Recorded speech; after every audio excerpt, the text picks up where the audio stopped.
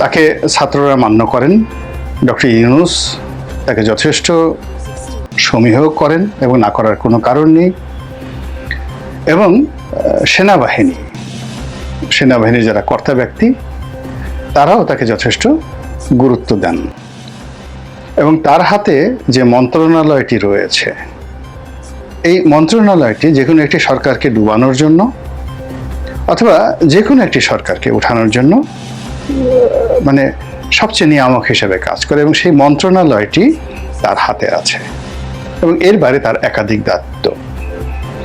তিনি একজন ইনফ্লুয়েন্সার হিসেবে সমাজে প্রভাব বিস্তার করতে পারেন, এরকম তার একটা ব্যক্তিত্বময়তা রয়েছে। তো এই জনাব আসিফ নজরুল তিনি যে মুহূর্তে উপদেষ্টা হিসেবে ক্ষমতায় বসেছেন, সঙ্গত কারণেই এই ক্ষমতার চেয়ারটা এত খারাপ যে তার অনেক শত্রু দাঁড়িয়ে গেছে, যাদের সঙ্গে হয়তো তার কখনো কোনো পরিচয় হয়নি, কথাও হয়নি, কিংবা ভবিষ্যতে যাদের সঙ্গে তার কোনো স্বার্থ সংশ্লিষ্ট বিষয়াদি হওয়ার সম্ভাবনা নেই, এই মানুষগুলো তার পেছনে লেগে গিয়েছে। এবং সামাজিক মাধ্যম যদি খোলা হয় তাহলে তার ব্যক্তিগত জীবন, তার কর্মজীবন, তার শৈশব, তার নীতি নৈতিকতা, কথাবার্তা নিয়ে এমন সব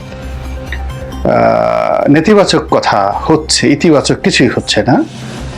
এটাকে অনেকটা সাইবার বুলিং বলা হয়। এবং এটা যদি অব্যাহত থাকে তাহলে তার জন্য আসলে এই পদে থেকে কোনো কাজ করাটাই সম্ভব হবে না। তিনি মানসিকভাবে ভেঙে পড়বেন, তার পরিবারে রীতিমতো কান্নার রোল পড়ে যাবে। এবং আশেপাশে যারা লোকজন রয়েছে তারা এখন যেভাবে তাকে সম্মান করছেন, সেই ডক্টর ইউনূস বলেন, সেনাপ্রধান বলেন, ছাত্ররা বলেন, এই সম্মানের জায়গাটি বুমেরাং হয়ে পড়বে। এখন এই বিষয়টি তিনি কিভাবে সামাল দেবেন এই কথা বলার স্পর্ধা আমার নেই। এর কারণ হলো তিনি আমার ডিপার্টমেন্টের বড় ভাই, এবং আমার মাস্টার্সটা যেহেতু নির্ধারিত সময়ের পরে হয়েছে, অনেক পরে হয়েছে, এর ফলে কি হলো, আমি যে বছর মাস্টার্স করলাম ঠিক সেই সময়টাতে তিনি একেবারে নতুন হিসেবে ঢুকলেন। আমি তার ক্লাসে যাইনি কখনো, কিন্তু আমার সাথে যারা MA পাস করেছেন, LLM করেছেন ঢাকা বিশ্ববিদ্যালয় থেকে, তিনি তাদের শিক্ষক, সেই অর্থে আমারও শিক্ষক।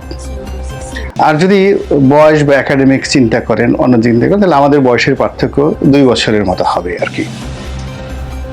কিন্তু আমি যখন সংসদ সদস্য হয়ে গিয়েছি, তারপরে বিভিন্ন টক শোতে তার সঙ্গে আমার দেখা সাক্ষাৎ, সভা সমিতিতে দেখা সাক্ষাৎ, এটার মধ্যে এক ধরনের স্নেহ ভালোবাসা ছিল। উনি আমাকে সবসময় আসেন বসেন করে কথা বলতেন, যদিও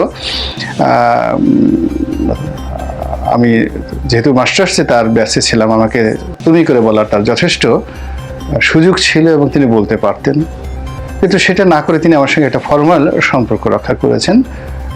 রনি বলেছেন, আপনি করে কথা বলেছেন এবং আমাকে সম্মান করেছেন এবং এখনো হয়তো করেন। তো এই কারণে তার প্রতি আমার একটা সবসময় দোয়া, আশীর্বাদ, শুভাশিস এটা থাকে। কিন্তু কখনোই অন্য সবার মতো তার সঙ্গে আমার ঠিক ব্যক্তিগত এবং পারিবারিক সম্পর্ক হয়নি। তার অনেক বন্ধুদের সঙ্গে আমার পারিবারিক সম্পর্ক রয়েছে, তিনি যাদেরকে স্নেহ করেন তাদের সঙ্গে সম্পর্ক রয়েছে, কিন্তু ডক্টর আসিফ নজরুলের সঙ্গে আমার সম্পর্কটা ফর্মাল, একেবারে ফর্মাল। আমি তার একজন শুভার্থী, তিনিও হয়তো আমার একজন শুভার্থী। এবং যখনই আমাদের দেখা সাক্ষাৎ হয়েছে আমরা অনেক কথা বলেছি দেশ নিয়ে, জাতি নিয়ে, কিন্তু এই কথা দেশ এবং জাতির বাইরে ব্যক্তিগত পর্যায়ে যায়নি, যদিও যেতে পারতে। এর কারণ হলো আমরা তো একই ডিপার্টমেন্টের। তিনি এখন শিক্ষক, আমি ছাত্র ছিলাম, আবার তিনি যখন ছাত্র ছিলেন তখনও ছাত্র ছিলাম। এর বাইরে একটা সময় তিনি যাকে বলা হয় তরুণ সাংবাদিকতার পথিকৃৎ ছিলেন। তিনি যখন সবচেয়ে জনপ্রিয় পত্রিকা বাংলাদেশের, এবং বিচিত্রায় চাকরি করাটা ইত্তেফাকের চাকরির চাইতেও ক্ষেত্র বিশেষের যাকে বলে গুরুত্ব বহন করত।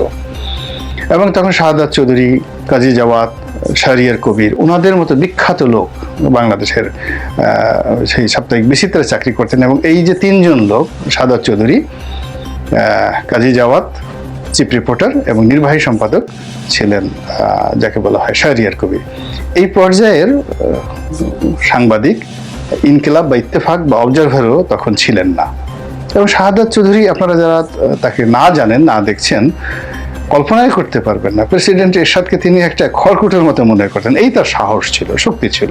শাহাদাত চৌধুরী এরকম জন্ম নেবে না স্বাধীন বাংলাদেশে আর কেউ। তো এই কথা বললাম এই কারণে যে আসিফ নজরুল সাহেব শাহাদাত চৌধুরীর অধীনে চাকরি করেছেন। আমি কিছুদিন বাংলাদেশের আরেক কিংবদন্তি এস এম আলী, তার অধীনে কিছুদিন কাজ করার আমার সুযোগ হয়েছে ডেইলি স্টারে।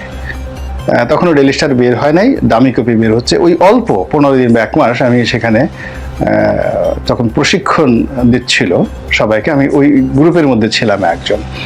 তো আমি এই কারণে, তিনি হয়তো আমার নামও জানতেন না, চিনতেন না, কিন্তু আমি দূর থেকে দেখেছি।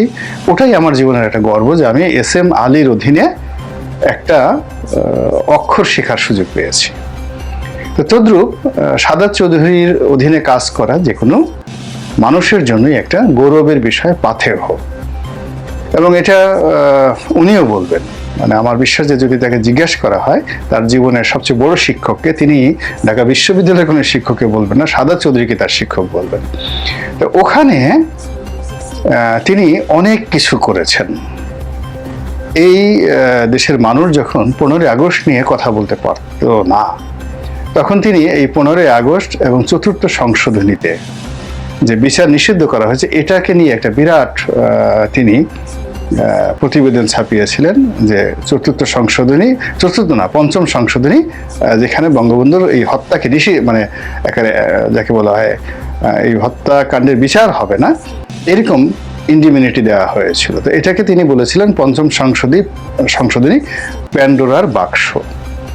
আপনি এই রিপোর্টটা যখন তিনি করেছিলেন এরশাদ জামানাতে, এটা কল্পনাই করা যায় না যে এটা যিনি লিখেছিলেন তার কত সাহস, আর যিনি প্রকাশ করেছিলেন তার কত সাহস। বা যুদ্ধাপরাধী গোলাম আজম থেকে শুরু করে অন্যান্যদেরকে, রাজাকার আলবদরদেরকে বিচার করার জন্য যে গণ আদালত বসানো হয়েছিল, সেই গণ আদালতের অন্যতম উদ্যোক্তা ছিলেন তরুণদের মধ্যে এই আসিফ নজরুল, জাহানারা ইমামের একেবারে দক্ষিণ হস্ত। তো তার যে যৌবন, ঠিক সেই যৌবনের যে একেবারে শুরুটা হয়েছিল এইরকম যাকে বলা হয়